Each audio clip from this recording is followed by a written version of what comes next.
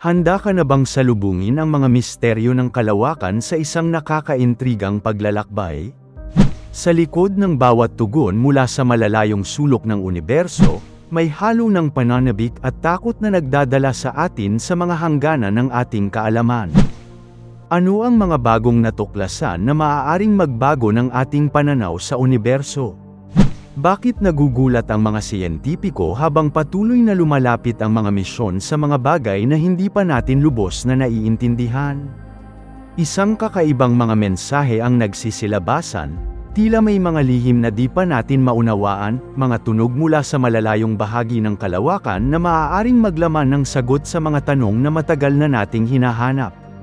Paano kung ang mga datos na ito ay may mga nakakagulat na sorpresa na naghihintay sa atin? Isang paglalakbay na puno ng mga pagsubok, misteryo, at mga hamon na kailangan nating harapin. Balik tayo sa simula, at magkakaroon tayo ng biyahe na magdadala ng liwanag sa madidilim na sulok ng interstellar space, isang nakakaengganyong paglalakbay na puno ng panganib at pag-asa. Ano kaya ang nakatago sa likod ng mga kalawakan na ito? Maghanda para sa mga natuklasan na susubok sa ating pisikal at mental na kakayahan. Ang tunay na tanong, handa ka bang samahan kami sa paglalakbay na ito? Paglalakbay sa kalawakan, isang interstellar na misyon. Kumusta mga kaibigan? Maligayang pagdating sa Branch TV, ang channel na maglilinaw sa mga misteryo ng mundo. Ako nga pala si Branch, at ako ang iyong gabay sa pagsusuri at pag-aaral ng mga nakakapagdulot ng katanungan sa mundo, ang mga enigma. Dahan-dahan akong tutungo sa iba't ibang lugar at papaunlarin ang inyong kaalaman tungkol sa mga kahangahangang lugar at mga pangyayari. Sa bawat usapin tungkol sa kasaysayan, mga palaisipan, at mga misteryo, kasama ninyo akong hinaharap ang mga hamon ng paghahanap ng katotohanan. Kaya't sama-sama tayong maglalakbay mga kaibigan. Ito ang Branch TV, kung saan ang kawili-wili at kakaibang mga kwento ay inyong matutuklasan. Tara, salubungin at alamin ang mga enigma ng mundo kasama ako dito sa Branch TV. Sundan natin ang yugto ng mga misteryo at paglalakbay. Narito kayong muli sa Branch TV. Sa ating video ngayon, mayroon tayong hindi inaasahang balita mula sa NASA.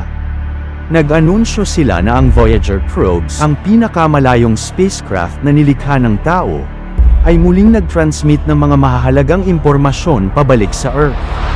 Matapos ang ilang taon na akala na walang communication, bigla itong nagpadala ng datos. Sa ating nakaraang video tinalakay natin ang kanilang mga nadiskobre, at ngayon ay may mga natuklasan tayong tiyak na magbabago sa ating pag-unawa sa universe.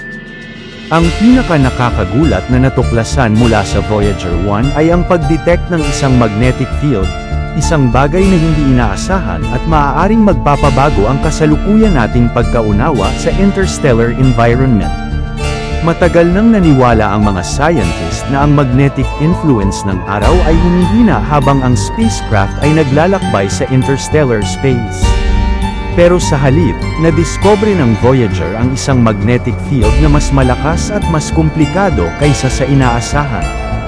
Ang hindi inaasahang natuklasang ito ay hindi lang simpleng scientificong curiosity, may malalim itong implikasyon para sa paglalakbay sa kalawakan, ang proteksyon ng ating planeta laban sa cosmic radiation, at ang ating pag-unawa sa universo mismo.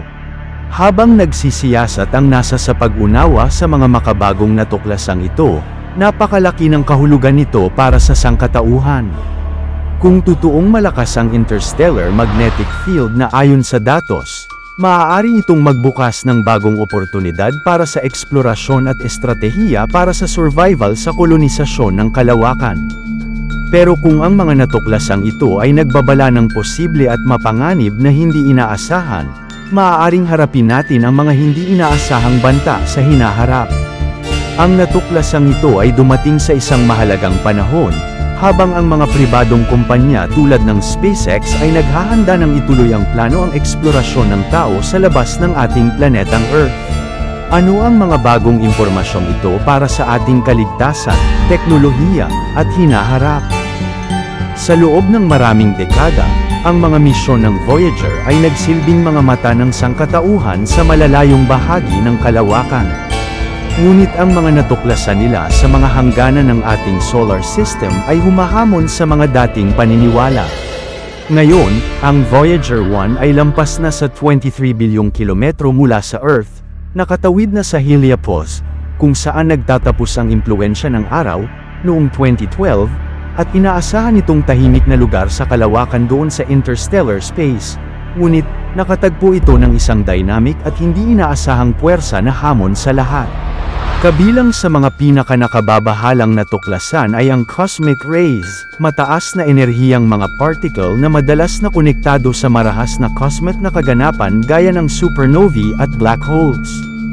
Akala noon ng mga scientist na ang solar system ay nagsisilbi bilang isang protective shield, itinataboy ang karamihan sa cosmic radiation. Pero, habang ang Voyager ay tumawid sa heliopause, na-detect ng mga instrumento ang malaking pagtaas o malakas na puwersa ng cosmic ray intensity, na nagpapahiwatig na hindi nagfu-function ang protective barrier na gaya ng inaasahan. Ang pagtaas na ito ay nagbigay daan sa mga mananaliksik na magtanong kung handa ba tayo sa mga mahihirap na katotohanan ng kalawakan sa labas ng proteksyon ng ating solar system, na pwedeng magbago ng kasalukuyang planong space exploration. Habang sinusuri ng mga siyentipiko ang mga datos na ito, lalong tumitindi ang urgency ng sitwasyon, lalo na't ang mga pribadong kumpanya tulad ng SpaceX ay nagmamadaling makarating sa Mars at higit pa. Habang lumilipas ang taon, lalapit tayo sa mga extended space missions, pero may mga bagong datos natin nagpapakita ng mga panganib na hindi inaasahan, mga puwersa sa cosmic unknown na maaaring magdala ng mas malalaking banta sa ating mundo. Ang patuloy na investigasyon ng NASA sa mga magnetic phenomena ay mas mahalaga ngayon dahil ang unprecedented data na ibinigay ng Voyager tungkol sa heliopause, ang hangganan sa pagitan ng protective bubble ng araw at interstellar space, ay nagbabago ng ating pag-unawa sa dynamics ng kalawakan. Pinaniniwalaan ng mga siyentipiko na ang heliopause ay tahimik na kalawakan, ngunit ang mga natuklasan ng Voyager ay nagpapakita ng mas komplikadong sitwasyon na may kakaibang magnetic fluctuations at plasma instabilities na nagpapasok sa mga umiiral na modelo ng heliospheric behavior. Habang ang NASA at iba pang space agencies ay nag-iimbestiga sa mga measurement na ito, ang implikasyon ng datos na ito ay malalim. Kung ang cosmic rays ay senyales ng mas malaki pang banta sa interstellar space, hindi tayo handa para sa mga posibleng panganib. May natatanging kakayahan ang NASA para tugunan ang mga natuklasang ito. Gamit ang kanilang advanced na teknolohiya, kakayahan sa pagkolekta ng datos, at kapangyarihang resources para sa pag-compute, nakatuon ang NASA sa pagsasali ng mga hindi inaasahang findings na ito sa actionable knowledge. May mga plano ang ahensya na magsagawa ng mga follow-up na misyon at simulation upang mas maunawaan ang mga interaksyon sa pagitan ng heliosphere at interstellar environment, na makakatulong sa pagtukoy sa mga potensyal na panganib mula sa mga bagong nadiskubre na behavior o malakas na puwersa. Hindi dapat baliwalain ang mga hamon na dulot ng mga bagong natuklasan ng magnetic forces na ito. At kung mapatunayan ito, maaaring malagay sa panganib ang kaligtasan ng mga future missions at mga astronaut na naglalakbay sa ating kalawakan.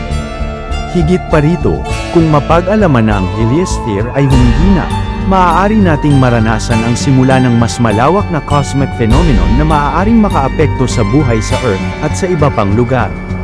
Ang pagtaas ng radiation levels ay maaaring magpahiwatig ng may papalapit na cosmic events, na nagdadala ng mga bagong banta at oportunidad na hindi pa natin lubos na nauunawaan sa ngayon.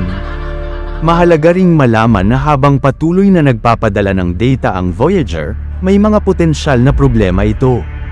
Habang dahan-dahan ding nauubos ang power ng spacecraft, inaasahang magtatagal lang hanggang 2025, maaaring bumaba ang kalidad ng data na ibinibigay nito. Ito ang maaaring magdulot ng mga kakulangan sa ating pagkaintindi sa mga hindi pa natutuklasang teritoryo sa kalawakan. Pero sa kabila nito, patuloy pa rin ang Voyager sa pagsasagawa ng napakahusay na komunikasyon. Kahit na mahihirapan itong magpadala ng data habang lumalayo, patuloy pa rin itong nagbibigay ng mahalagang impormasyon pabalik sa Earth na labis nating pinahahalagahan. Ang tagumpay na ito sa komunikasyon ay dahil sa maingat na disenyo ng NASA, na siniguro ang tibay ng spacecraft sa maraming taon. Ang isyu sa komunikasyon at paglipat sa backup transmitter.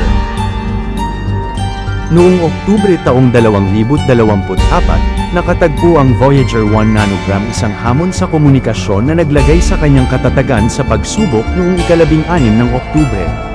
Nagpadala ang mga inhinyero ng NASA ng utos upang buhayin ang isa sa mga heater nito, isang pangkaraniwang hakbang upang panatilihing mainit ang ilang tiyak na instrumento.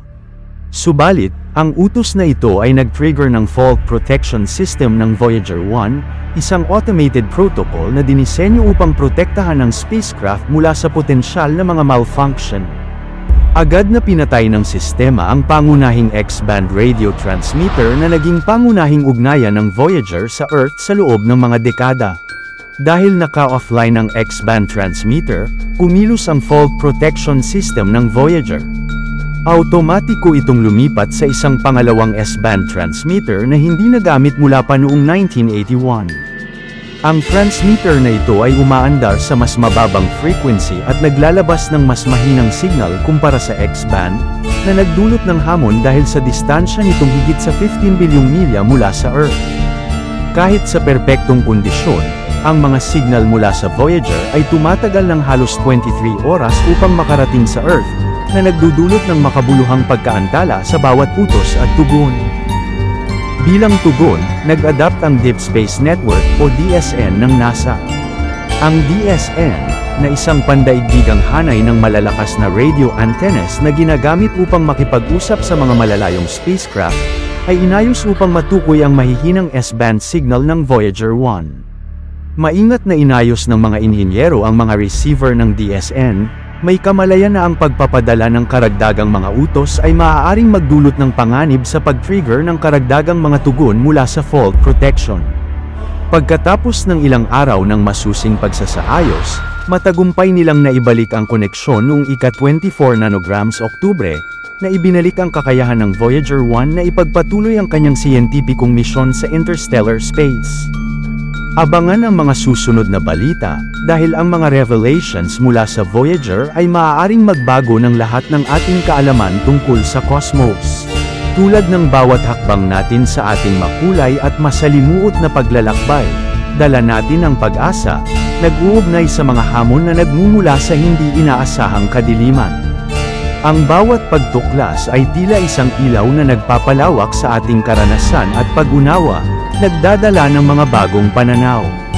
Kaya't sa patuloy nating paghinga at pagsisikap, gawing matatag at puno ng tiwala ang ating sarili na ang bawat pagsubok ay may nakatagong layunin na umiiral para sa ating pagunlad.